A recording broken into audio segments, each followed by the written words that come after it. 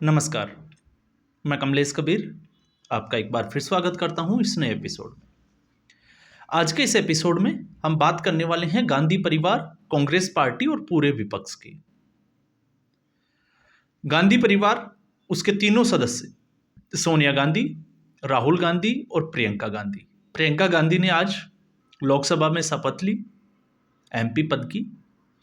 तो गांधी परिवार जो है वो अब पूरा सेट हो गया राजनीति में, क्योंकि अब तक जो है वो प्रियंका गांधी का इंतजार किया जा रहा था। तो सोनिया गांधी की एक बड़ी चाहत जो है वो पूरी हो गई कि उसका बेटा और बेटी राजनीति में जो है वो सेट हो गए और खुद राज्यसभा की अभी वो आपको पता ही है सांसद है। तो लोकसभा में अब राहुल गांधी के साथ में प्रियंका गांधी भी बैठी हुई दिखाई देगी। और प्रियंका गांधी जिस सीट से जीतकर आई है वायनाड, 4 लाख से ज्यादा सीटों पर जीती है। तो ऐसी स्थिति में वहां पर ईवीएम जो है वो ठीक काम कर रही थी। इसलिए आज का ये एपिसोड इसलिए है कि जिनके घर जो है शीशे के होते हैं वो अक्सर अपने कपड़े जो है वो बेसमेंट में बदलते हैं, लेकिन यहां पर विपक्ष और पूरी कांग्रेस पार्टी अपने कपड़े शीशे के सामने ही बदलने की कोशिश कर रही है। मामला सुप्रीम कोर्ट में गया। हालांकि कांग्रेस पार्टी ने और विपक्ष सीधे तौर से जो है वो विपक्ष की पार्टियां सुप्रीम कोर्ट नहीं पहुंची। ईवीएम को मुद्दे को लेकर कुछ एनजीओ जो इनके विपक्ष के या हम कहें कि कांग्रेस पार्टी के समर्थित और कुछ और भी जो है वो संस्थाएं, एजेंसियां जो है वो सुप्रीम कोर्ट गई और सुप्रीम कोर्ट ने उनको वापस भगा दिया। तो कहानी उनकी ठीक उसी तरीके से नजर आती है। तो आज विपक्ष की स्थिति यह है कि विपक्ष अपनी हार का ठीकरा किसी और पर डालने की कोशिश कर रहे हैं और इस वक्त जो है जिसको कहते हैं कि एक ऐसा जानवर जो बोल नहीं सकता, ईवीएम, उसके ऊपर डाला जा रहा है। विपक्ष अपने हार के कारणों का, क्योंकि जब से राहुल गांधी राजनीति में आए हैं, आपको पता है 90 में से लगभग 89 चुनाव जो है वो कांग्रेस पार्टी हार चुकी है। तो ऐसी स्थिति में कांग्रेस पार्टी और विपक्ष ना तो हार का जो है वो मंथन करने के लिए तैयार है, ना वो आत्मचिंतन कर रहे हैं, ना वो ये देख रहे हैं कि जिस मुद्दे को वो उठा रहे हैं क्या धरातल पे वो मुद्दा काम कर रहा है या जनता जो है वो उस मुद्दे को नकार रही है। ना जो है वो कोई पार्टी अपनी रणनीति बदलने के लिए विचार कर रही है और ना ही जो है वो जिसको हम कहें कि चुनाव हारने के बाद में कि उनका संगठन मजबूत था, कौन सी कमियां रह गई थी, उनमें क्या सुधार करना चाहिए, इस तरफ जो है वो विपक्ष का कोई ध्यान नहीं है। तो गांधी परिवार, उसको तो जरूरत भी नहीं है क्योंकि गांधी परिवार सेट है। तो ऐसी स्थिति में विपक्ष जो है वो लगता है कि अब विपक्ष को शर्मिंदा होना चाहिए, लेकिन विपक्ष शर्मिंदा नहीं हो रहा। और आप तर्क उठा के देखिए तो तर्क आपको मिलेंगे। जैसे इससे पहले हरियाणा और जम्मू कश्मीर में चुनाव संपन्न हुए, तो हरियाणा में ईवीएम जो है वो हैक थी, लेकिन जम्मू कश्मीर में सही काम कर रही थी। और जम्मू कश्मीर में भी अगर आप चुनाव परिणाम देखोगे तो ईवीएम जो है वो जम्मू में हैक हो सकती थी, कश्मीर में जो है वो लोकतंत्र की जीत हुई है और जनता ने सीधे तौर से मैंडेट दिया है विपक्ष को। तो आप सोच के देखिए कि एक सामान्य व्यक्ति वो भी इस बात को अच्छे तरीके से समझ सकता है कि ये सिर्फ और सिर्फ हताशा भरा एक बयान है। और अब महाराष्ट्र में और झारखंड में, तो महाराष्ट्र में जो है वो ईवीएम के ऊपर सवाल उठाया जा रहा है कि ईवीएम जो है वो हैक हो गई, लेकिन झारखंड में लोकतंत्र की जीत हुई क्योंकि वहां पे विपक्ष की पार्टी जीत गई। तो कांग्रेस पार्टी तो दोनों जगह, दोनों ही चुनावों में ना 3 में थी ना 13 में थी। तो फिर ऐसी स्थिति में जब ये एनजीओ और एजेंसियां जब सुप्रीम कोर्ट गई, तो सुप्रीम कोर्ट का जो जिस तरीके से लताड़ के भगाया, और आप तर्क देखिए, तर्क ये रखे कि चंद्रबाबू नायडू ने कहा था कि ईवीएम हैक हो सकती है, तो सुप्रीम कोर्ट ने कहा कि अगर चंद्रबाबू नायडू ने कहा था तो वो तब कहा था जब वो चुनाव हार गए थे, लेकिन इस बार तो वो चुनाव जीत गए, मुख्यमंत्री है, तो अब तो उन्होंने नहीं कहा कि ईवीएम हो गई, हैक हो गई है। तो आप इनके तर्क देखिए। दूसरा अगर आप देखोगे तो दूसरा तर्क इनका ये था कि भ्रष्टाचार हो रहा है और लगातार जो है वो पैसों की लेन देन जो है वो पकड़ में आ रही है। तो सुप्रीम कोर्ट ने कहा क्या ये ईवीएम कर रहा है पैसे की लेन देन? तो ईवीएम का भ्रष्टाचार से क्या कनेक्शन है? पार्टियां जो है वो करती है, वो जनता के सामने है, जनता को सब पता है, लेकिन फिर भी जनता जो है वो अपना मत देती है, अपना मतदान देकर किसी एक पार्टी को जिताती है। और इसके अलावा अगर आप देखोगे तो एक और तर्क की अगर हम बात करें, तो इन एजेंसियों और एनजीओ का कहना था कि विदेशों में वो घूमकर आए हैं और विदेशों में जो है ज़्यादातर बैलेट पेपर से ही चुनाव हो रहे हैं। तो सुप्रीम कोर्ट ने कहा, तो क्या आप लोग जो है वो बैलेट पेपर पे ही रुकना चाहते हैं, इससे आगे नहीं जाना चाहते? और इसी कड़ी में मैं आपको थोड़ी-सी बात और बता देता हूँ। जब हमारे चुनाव संपन्न हुए, तो एलन मस्क ने एक ट्वीट किया था कि जो भारत की जो चुनाव प्रक्रिया है वो बड़ी गजब की है, कि एक ही दिन में जो है वो 65 करोड़ के आसपास जो है वो वोटों की गिनती हो गई। तो आप सोच के देखिए कि हम किस देश में हैं और क्या कर रहे हैं। सॉरी, शायद मैंने जो है वो 65 करोड़ का आंकड़ा थोड़ा अलग बता दिया, लेकिन शायद ऐसा कुछ ऐसा ही था ट्वीट, तो मैं उसको थोड़ा सा करेक्शन जरूर करूंगा अगले वीडियो में। तो ऐसी स्थिति में आप सोच के देखिए कि बाहर के लोग जो है वो भारतीय चुनाव प्रणाली को देखकर अप्रिशिएट करते हैं, लेकिन यहाँ के लोगों को दर्द हो रहा है। क्यों दर्द हो रहा है? क्योंकि वो सत्ता से बाहर है। अब हम आते हैं जिस मुद्दे की मैं बात कर रहा था, कि जिनके घर जो है वो शीशे के होते हैं, वो अक्सर कपड़े बेसमेंट में बदला करते हैं। तो इस वक्त ये मुद्दा जो है वो जोर शोर से उठा रही है कांग्रेस पार्टी। इससे पहले भी मामला जो है वो सुप्रीम कोर्ट में की गया था, और सुप्रीम कोर्ट ने कहा था कि आप आइए कोर्ट में और ईवीएम को हैक करके बताइए।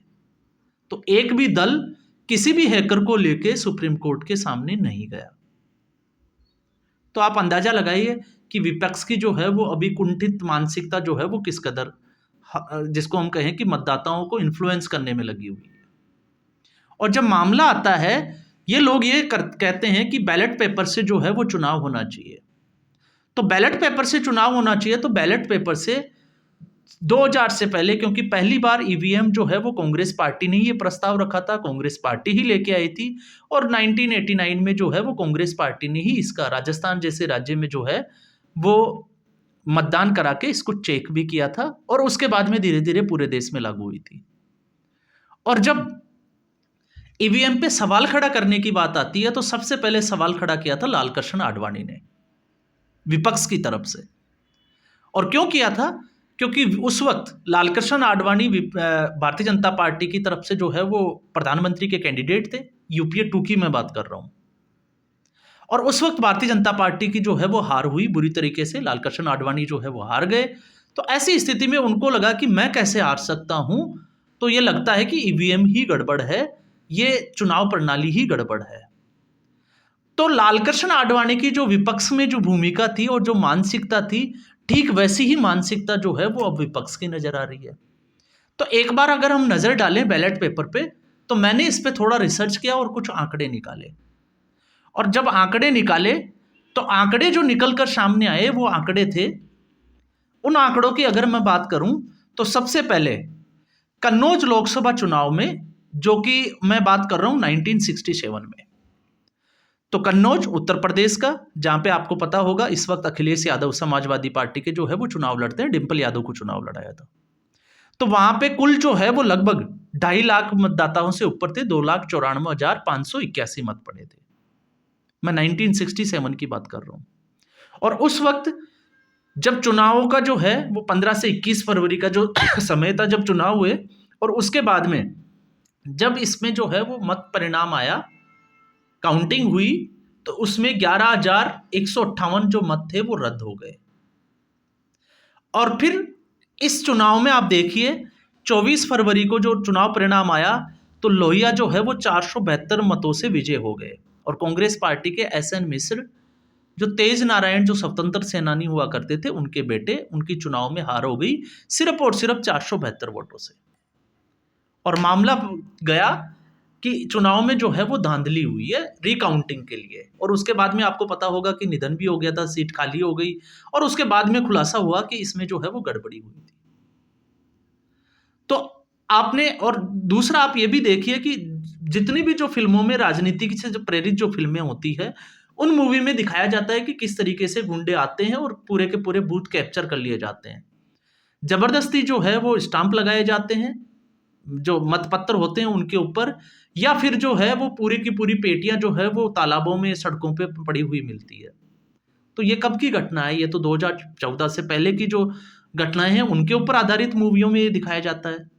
और ऐसा ही आपने देखा होगा एक बार पहले भी, जिसकी अगर हम बात करें तो लोकपति त्रिपाठी, क्योंकि जिस वक्त कमलापति त्रिपाठी की पूरे परिवार का दबदबा हुआ करता था राजनीति में, और जब उनको लगा कि वो चुनाव हार रहे हैं तो किस तरीके से उन्होंने पूरे बूथ के ऊपर जाकर किस तरीके से मतपेटियों में पानी डाला और किस तरीके की हरकत की उन्होंने। फिर उसके बाद चुनाव हुए दोबारा, और दोबारा जब चुनाव हुए तो उनको जीत मिली। तो इस तरीके की घटनाएं जो है वो पहली बार नहीं हुई, ये पहले भी जो है वो होती रही है। लेकिन इस बार जब हम ईवीएम से इसको कंपेयर करके देखते हैं तो ईवीएम, क्योंकि ये इंटरनेट से नहीं चलती, इसलिए इसको हैक करना जो है वो बहुत मुश्किल है, या इसको कहें कि ना के बराबर है। और ये बड़े बड़े एक्सपर्ट जो है वो इस बात को मान चुके हैं। तो फिर ईवीएम में गड़बड़ी कैसे हो सकती है? और ईवीएम में अगर गड़बड़ी हो सकती है तो एक स्टेट में गड़बड़ी नहीं होती और दूसरे स्टेट में गड़बड़ी हो जाती है, ऐसा क्यों? तो ये जो है वो फालतू के, जिसको हम कहें कि कुतर्क, और इन्हीं कुतर्कों में अभी जो है वो दलाल मीडिया अपनी रोटियां सेक रहा है, गाहे बगाहे जो है वो गाने गा रहा है।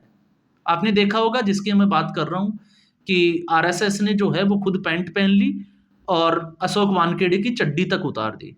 तो अशोक वानखेड़े कह रहा है कि, जिसको कहते हैं कि प्रोवोक कर रहा है, कि जो 84 एमएलए है, चाहे वो हरियाणा के हैं या महाराष्ट्र के, उनको जो है वो इस्तीफा दे देना चाहिए। तो इन दोनों स्टेट के जो एमएलए हैं उनको ही क्यों इस्तीफा देना चाहिए? फिर तो लोकसभा चुनाव में जो कांग्रेस पार्टी की 99 सीटें आई थी उनको भी इस्तीफा देना चाहिए। इसके अलावा जम्मू कश्मीर में जहां नेशनल कॉन्फ्रेंस की जो सरकार बनी है, वहां पे भी उस पूरी के पूरे जो एमएलए हैं उनको इस्तीफा दे देना चाहिए। इन 84 एमएलए से क्या मतलब है? तो झारखंड में तो हेमंत सोरेन को शपथ ही नहीं लेनी चाहिए। तो ऐसे बेवकूफ जो है वो फटे हुए ढोल जो इस तरीके का आकलन करते हैं, ये अपने आप में जो है वो एक शर्मिंदगी भरा रहता है। लेकिन इन लोगों की जो है वो शर्म हया है नहीं, इसलिए ये ऐसे लोग जो है वो सोशल मीडिया, हम कहें प्लेटफॉर्म पे आकर जो है वो फालतू की बकवासबाजी या बयानबाजी करते हैं। और जब हम बात करते हैं कि इसी तरीके का, तो इसी तरीके का जो है वो सरकारें किस तरीके से इन्वॉल्व हुआ करती थी, ये तो आज जो है वो समय बदल रहा है। लेकिन ये लोग जो है, इन लोगों को पच नहीं रहा, क्योंकि अब इनको लगता है कि सिस्टम भी उनका नहीं है और सुप्रीम कोर्ट भी कहीं ना कहीं जो है वो सरकार के हित में फैसला दे रहा है। तो सुप्रीम कोर्ट जो है वो किस तरफ फैसला देगा? क्या इनकी तरफ फैसला देगा? आप सोच के देखिए किस तरीके की बेतुकी बातें ये लोग जो है वो अपने चैनल्स पे आकर और इस तरीके की जो है वो गंदगी फैलाते हैं। और जब ये बात करते हैं तो फिर इनको आईना दिखाना जरूरी हो जाता है। तो आईना ये कहता है बलरामपुर, आपको पता होगा, जहां पर जवाहरलाल नेहरू के प्रधानमंत्री होते समय उनके करीबी ने चुनाव लड़ा था, और उस वक्त गोविंद वल्लभ पंत जो है वो उत्तर प्रदेश के मुख्यमंत्री हुआ करते थे। उनका करीबी उम्मीदवार, जिनकी हार हो जाती है, और हार होने के बाद में जवाहरलाल नेहरू जो है वो उस बात को ईगो पे ले जाते हैं। गौरव वल्लभ पंत को जो है वो फोन करते हैं और उनको बोलते हैं कि ऐसा कैसे हो सकता है, आपको जो है वो किसी भी तरीके से मेरा जो उम्मीदवार है वो जीतना चाहिए। और फिर उसके बाद में उन्होंने जब डीएम को फोन किया तो डीएम ने कहा कि जो जीता हुआ उम्मीदवार है वो विजयी जुलूस निकाल रहा है। तो गौरव वल्लभ पंत ने कहा कि मेरी नौकरी बचेगी तब आपकी नौकरी बचेगी, और उसके बाद में रिकाउंटिंग के लिए जो है वो एप्लीकेशन डलवाया गया, और जो हारा हुआ उम्मीदवार था उसके पैर पकड़े गए, और उसके बाद जब रिकाउंटिंग हुई तो जो हारा हुआ उम्मीदवार था उसकी जीत घोषित की गई। यह है नेहरू के समय की बात। अब मैं आ जाता हूं इंदिरा गांधी के समय की बात। तो इंदिरा गांधी के समय की बात में जब मैं आता हूं, तो जब मैंने रिसर्च किया 1975 में जिस तरीके से इमरजेंसी लगाई गई थी, और इमरजेंसी के बाद में इंदिरा गांधी ने 1977 का जो चुनाव लड़ा था, खुद की सीट भी वो हार गई थी। तो तब कौन सी ईवीएम थी? तब भी तो बैलेट पेपर से ही चुनाव हो रहे थे। लेकिन इसके इतर में एक वाकया जो आपको है वो जरूर सुनाना चाहूंगा, जो मैंने निकाला है कि 1974 में उत्तर प्रदेश के विधानसभा चुनाव में जब कांग्रेस जो है वो दो भागों में थी, कांग्रेस आर और कांग्रेस ओ। तो हेमवती नंदन बहुगुणा की उस वक्त जो है वो सरकार थी, और उस सरकार में तीन बार के मुख्यमंत्री सीबी गुप्ता, जिनका पूरा नाम चंद्रगोपाल गुप्ता थे, वो कांग्रेस ओ से आते थे, इंदिरा गांधी के बेहद करीबी माने जाते थे। उन्होंने चुनाव लड़ा, और चुनाव जब लड़ा तो उनके खिलाफ जो चुनाव लड़ा वो थे सरदार चरण सिंह। बड़े कमजोर प्रत्याशी नजर आते थे, लेकिन जब चुनाव परिणाम आए तो सीबी जो गुप्ता थे, चंद्रभान गुप्ता, वो चौथे इस पायदान पे आए। उनको जो है वो सिर्फ 9018 वोट मिले, और जो जीते हुए जो सरदार चरण सिंह थे उनको 25,000 वोट मिले। तो उस वक्त भी जो है वो इस तरीके की परिस्थितियां बदली थी। और उसके बाद में जो हुआ, आप गूगल पे सर्च करिए कि उस वक्त क्या हुआ था। तो इसलिए मैंने कहा था कि जिनके घर जो है वो शीशे के होते हैं, तो कांग्रेस जो इसमें पहले से ही लिप्त थी, जो बैलेट पेपर से चुनाव होते थे उसमें किस तरीके से धांधलियां करती थी, आज वो आकर अगर ये कहती है कि ईवीएम गड़बड़ है, तो थोड़ा सा हास्यास्पद लगता है। और देश की जनता जो है वो देख रही है। हरियाणा का विधानसभा चुनाव हारे, लोकसभा का चुनाव जब वो जीते, 240 पे जब भारतीय जनता पार्टी रुक गई तो लोकतंत्र की जीत हुई। और उसके बाद में कांग्रेस पार्टी को लगा कि अब उनका सपना जो है वो पूरा होने वाला है, और हरियाणा के विधानसभा चुनाव में लापरवाही बरती, और परिणाम ये हुआ कि कांग्रेस पार्टी हार गई। और उसके बाद में कांग्रेस पार्टी ने कहा कि अब हम आकलन करेंगे, विश्लेषण करेंगे, फैक्ट फाइंडिंग कमेटी बनाएंगे। फैक्ट फाइंडिंग कमेटी बनाई, और अब क्या हुआ? क्या बूथ मजबूत हुआ? क्या नेता प्रतिपक्ष का चुनाव कांग्रेस पार्टी कर पाई हरियाणा में, अगर हम हरियाणा की बात करें? और इसके अलावा किसको सजा मिली? कुमारी सैलजा को जिम्मेदार ठहराया गया या भूपेंद्र सिंह हुड्डा को? और फैक्ट फाइंडिंग कमेटी के जो मेंबर थे वो बनाए गए प्रताप सिंह बाजवा और अशोक गहलोत। अशोक गहलोत ने कांग्रेस पार्टी का राजस्थान में सत्यानाश कर दिया। अपने जो है वो पुत्र मोह के कारण, सचिन पायलट को ठिकाने लगाने के कारण कांग्रेस पार्टी को ठिकाने लगा गया गुटबाजी करके। और वो हरियाणा में अगर फैक्ट फाइंडिंग का मेंबर है और वो विश्लेषण करे, वो पता करे कि क्या हुआ था, तो ये थोड़ा सा जो है वो हास्यास्पद ही लगेगा। और जिस प्रताप सिंह बाजवा की हम बात करते हैं, राजा वड़िंग और उसकी पत्नी के खिलाफ, आज आपको मैं बता देता हूं, कल की ही आप न्यूज उठा के देख लीजिए, जब से उपचुनाव हुए हैं कांग्रेस पार्टी हारी है, उसके बाद से मोर्चा खोल रखा है। जिस तरीके से कैप्टन अमरिंदर सिंह को, और फिर उसके बाद में नवजोत सिंह सिद्धू, चन्नी, तो आप लोगों को पता होगा उसके बाद में कांग्रेस पार्टी का क्या असर हुआ था। तो ये जो स्थिति है, और ये लोग जब फैक्ट फाइंडिंग कमेटी में है, केसी वेणुगोपाल जैसे लोग, और फिर उसके बाद में नाना पटोले जो अपनी सीट बड़ी मुश्किल से जो है वो जीतता है, और वो महाराष्ट्र में किस तरीके की बयानबाजी करता है, तो ये सारा देश और दुनिया देख रही है कि हार के कारण क्या है।